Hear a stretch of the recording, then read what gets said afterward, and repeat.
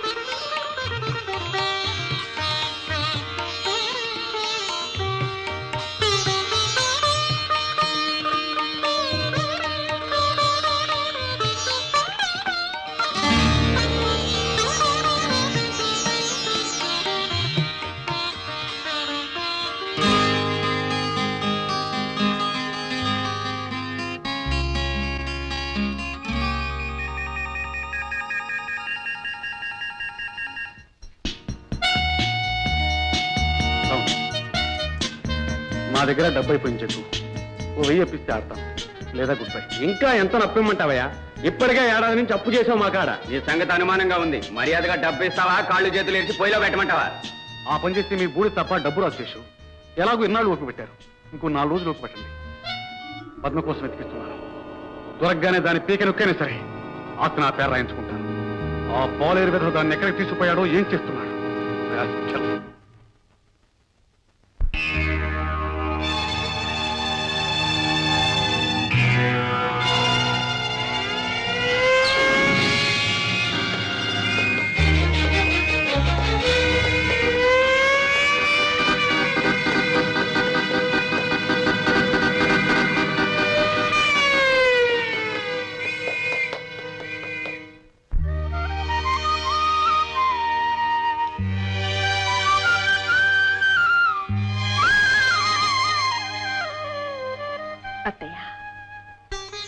ఎంతో శ్రమ తీసుకుని మట్టి ముద్ద లాంటి నన్ను మామూలు మనిషిగా చేసిన మీకు ఎలా కృతజ్ఞతలు తెలుపుకోవాలో తెలియటం లేదు.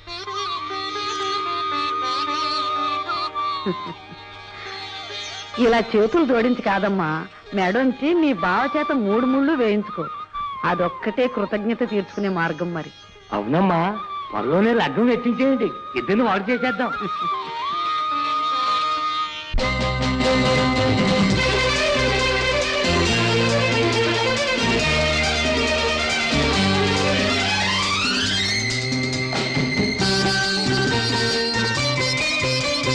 మధువనిలో రాధికవో, మధువలికే గీతికవో, మధురం ఈ జీవనం, మధురం ఈ యౌవనం, మనోహరం మనోహరం.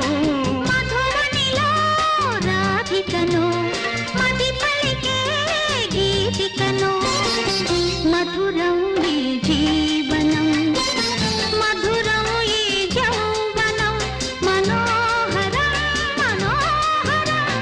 మధువనిలో రాధికవో, మధువలికే గీతికో.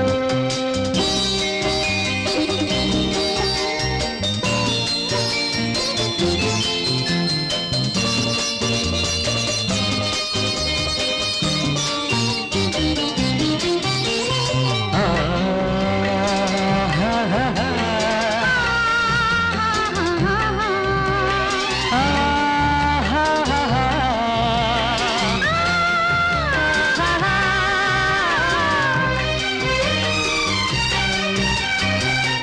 తీకాన కళలే చిలికి వెలిగే జాబిలి ఎదలో మల్లెల పొదలో వెలిగెను నేడి జాబిలి నీలాకాశ వీధుల్లోన వెలిగే సూర్యుడు కథలే మాసిన కథలో వెలిగెను నేడి సూర్యుడు తొలి తొలి వలపులే తొలకరి మెరుపులై విరిసే వేళలో హేళలో దోలలో మధువనిలో రాధికను మది పలికే గీతికను మధురం ఈ జీవనం మధురం ఈ యౌవనం మనోహరం మనోహరం మధువనిలో రాధికను మది పలికే గీతికను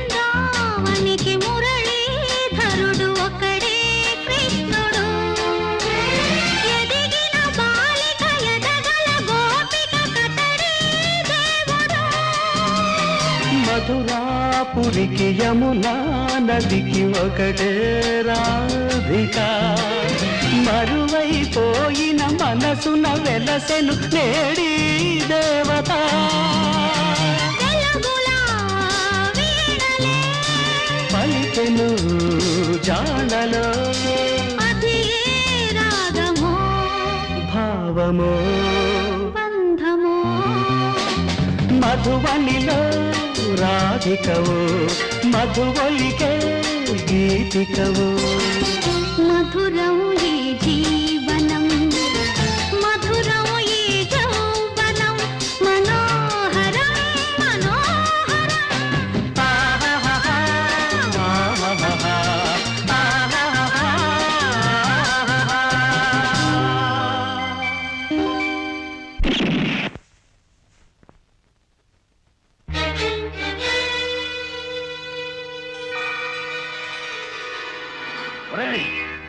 ఈ జానీని మోసం చేయగల బిడ్డని ఇంతవరకు ఏ తల్లి కనలేదు.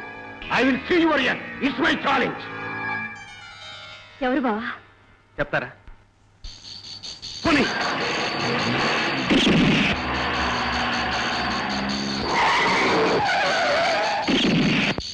పోనీ.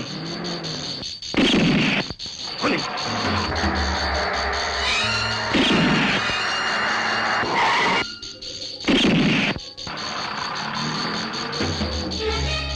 ఆరుగుళ్ళు అయిపోయినాయి పద్మ. ఇక వాడు మనల్ని ఏమీ చేయలేడు. ఏ రాజా, నీ అంతు చూడటానికే జైల్లోంచి పారిపోయి వచ్చా.